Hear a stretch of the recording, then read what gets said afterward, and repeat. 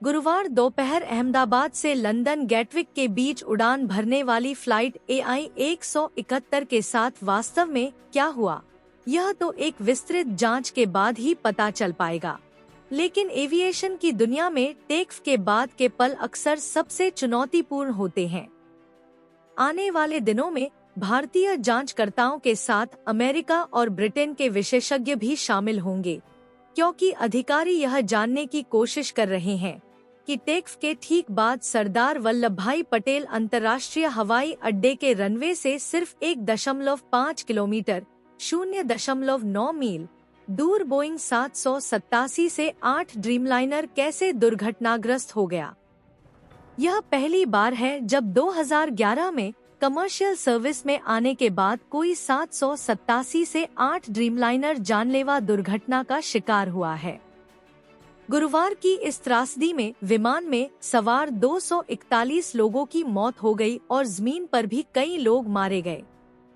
BBC ने भारत के aviation experts और पायलटों से बात की है, जिनमें से कुछ ने नाम ना बताने की शर्त पर बात की और जो नियमित रूप से भारत के अंतर्राष्ट्रीय हवाई अड्डों से 787 से 8 उड़ाते हैं।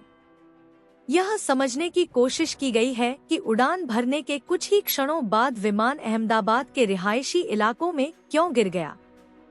787 से 8 ड्रीमलाइनर को कैप्टन सुमित सबरवाल और उनके को-पायलट क्लाइव कुंदर उड़ा रहे थे। दोनों बहुत अनुभवी थे और उनके पास संयुक्त रूप से 9000 घंटों तक विमान उड़ाने का अनुभव था। सबरवाल के पास 22 सालों से अधिक का कमर्शियल एयरलाइन पायलट का अनुभव था। गुरुवार दोपहर को अहमदाबाद अंतर्राष्ट्रीय हवाई अड्डे पर विमान 242 लोगों को लेकर रनवे पर चल रहा था। एयर इंडिया के अनुसार विमान ने स्थानीय समयानुसार दोपहर 1:39 पर उड़ान भरी। भारत के गृह मंत्री अमित शाह ने कहा कि जब विमान उड़ान भर रहा था तो उसमें 100 टन ईंधन था, यानी टैंक लगभग पूरी तरह भरा हुआ था। भारत के विमानन नियामक ने कहा कि टेक के तुरंत बाद कॉकपिट से मेडे कॉल दी गई। उसके बाद विमान से कोई जवाब नहीं मिला। यह साफ नहीं है कि मेडे कॉल क्यों दी गई, लेकिन उड़ान के एकमात्र जीवित बचे व्यक्ति ने भारतीय मीडिया को बताया कि उसने एक तेज धमाका तब सुना जब विमान उड़ान भरने में संघर्ष कर रहा था। बीबीसी वेरीफाई द्वारा प्रमाणित फुटेज में दिखा है कि विमान एक रिहायशी इलाके के ऊपर बहुत कम ऊंचाई पर उड़ रहा था। फाइनल ट्रांसमिटेड डेटा के मुताबिक विमान अधिकतम 625 फीट 190 मीटर की ऊंचाई तक पहुंचा। इसके बाद यह नीचे गिरने लगा और पेड़ों व इमारतों के बीच छिप गया। फिर एक बड़ा विस्फोट दिखाई देता है। एक पायलट ने कहा, अगर विमान ने दोनों इंजन खो दिए हों, तो उसके पास प्रतिक्रिया के लिए समय नहीं होता। बीबीसी वेरीफाई द्वारा देखे गए सीसीटीवी फुटेज में दिखा कि विमान केवल 30 सेकंड तक हवा में था।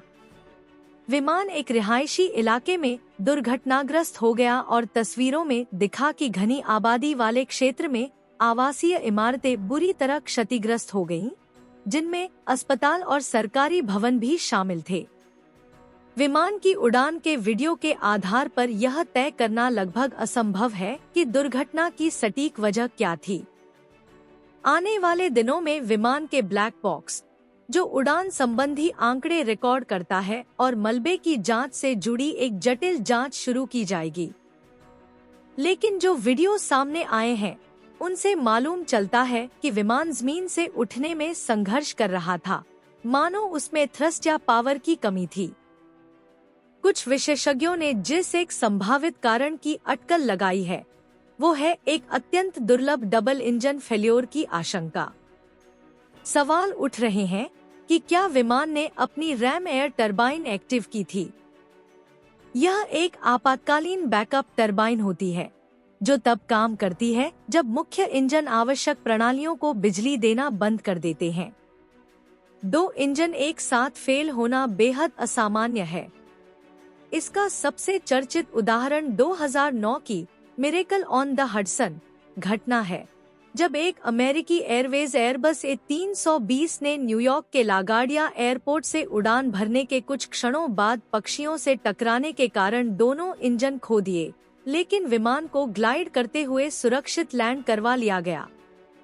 एक वरिष्ठ पायलट ने बीबीसी को बताया कि दोनों इंजन फेल होने के कारण ईंधन का दूषित होना या पाइपलाइन में रुकावट, क्लॉगिंग भी हो सकता है।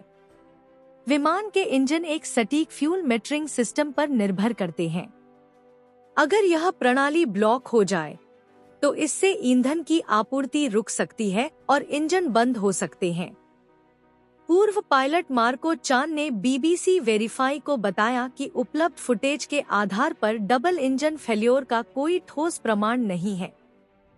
विमानन विशेषज्ञ मोहन रंगनाथन ने बीबीसी को बताया कि दोहरे इंजन फेल्योर की घटना बहुत दुर्लभ होती है। इंजन निर्माता GE एरोस्पेस ने कहा कि वह जांच में सहायता के लिए भारत में एक टीम भेज रहा है, जबकि बोइंग ने कहा कि वह एयरलाइन को अपना पूरा समर्थन दे रहा है। भारत में कुछ विशेषज्ञों द्वारा एक और आशंका जताई गई है, वो है विमान का पक्षी से टकराव। जब कोई पक्षी विमान से टकराता है तो यह घटना होती है और यह विमान के लिए बेहद खतरनाक हो सकती है। गंभीर मामलों में अगर कोई पक्षी इंजन में चला जाए तो इंजन की पावर चली जाती है, जैसा कि दक्षिण कोरिया की जेजू एयर की दुर्घटना में हुआ, जिसमें पिछले साल 179 लोगों की मौत हुई थी। अहमदाबाद हवाई अड्डे से परिचित विशेषज्ञों और पायलटों ने बीबीसी को बताया कि वहां बहुत ज्यादा पक्षी होते हैं। रंगनाथन कहते हैं, वे पक्षी हमेशा आसपास रहते हैं। बीबीसी ने 3 और भारतीय पायलटों से बात की है जिन्होंने इस हवाई अड्डे से उड़ान भरी है। वो इस बात की पुष्टि करते हैं। गुजरात में जहां अहमदाबाद स्थित है, वहां 5 सालों में 462 पक्षी टकराव की घटनाएं दर्ज की गई हैं। अधिकतर अहमदाबाद हवाई अड्डे पर हुई। ये जानकारी नागरिक उड्डयन मंत्रालय ने दिसंबर 2023 में संसद में दी थी। सितंबर 2023 की टाइम्स ऑफ इंडिया की एक रिपोर्ट में एयरपोर्ट अथॉरिटी के आंकड़ों का हवाला दिया गया, जिसमें बताया गया कि 2022-23 में अहमदाबाद में विमान से पक्षियों के टकराने के 38 मामले आए, जो उसके पिछले 12 महीनों की तुलना में 35% ज्यादा थे। 2009 की घटना में सीगल पक्षियों का एक झुंड 2700 फीट की ऊंचाई पर विमान के इंजन में चला गया था। ये एयर इंडिया की इस फ्लाइट की ऊंचाई से 4 गुना अधिक था। लेकिन इस मामले में भारतीय पायलटों के पास न तो पर्याप्त ऊंचाई थी और न ही प्रतिक्रिया देने के लिए समय।